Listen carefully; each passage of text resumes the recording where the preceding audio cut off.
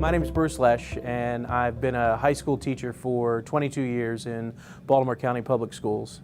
I've taught in 3 different high schools within that county, and pretty much always 11th grade, which is where we teach U.S. history. And in 2011, I published a book, Why Won't You Just Tell Us the Answer? Teaching Historical Thinking, getting kids to think critically about history and historical events and historical individuals. The central argument I make is that history is best taught when it's engaging kids in thinking rather than providing them information and hoping one day there's an opportunity for them to think deeply about all that information that's been provided. Because the initial reaction I got was, this is not how we've always done social studies.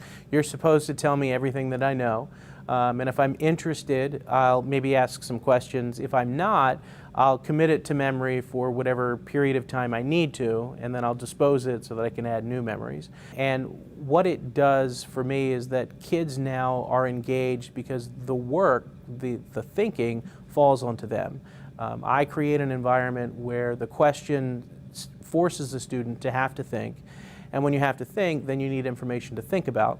And then I provide them the tools that they can use to critically evaluate repositories of information and develop those answers. And the biggest thing that it's done is it has put students in a position of realizing that history is not dead, that they can look back at an event or an actor from the past and see them as a living and breathing entity because they're listening or reading about what they've argued, they're listening to their speeches, they're looking at the propaganda that they promoted, and then they're connected to the historical actors.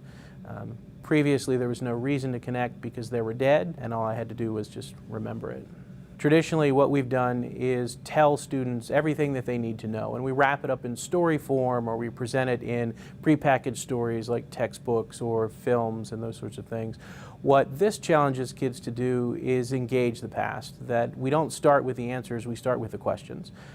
Kids find questions engaging because now there's a purpose or a reason to go forward. And the approach asks teachers to think about how can you get to the same end, getting kids to think about the past, think about how it informs the present, but through a different method. And that method really asks teachers to consider creating situations that engage students in thinking critically about the past, rather than students sitting back and waiting for you to give them the answers.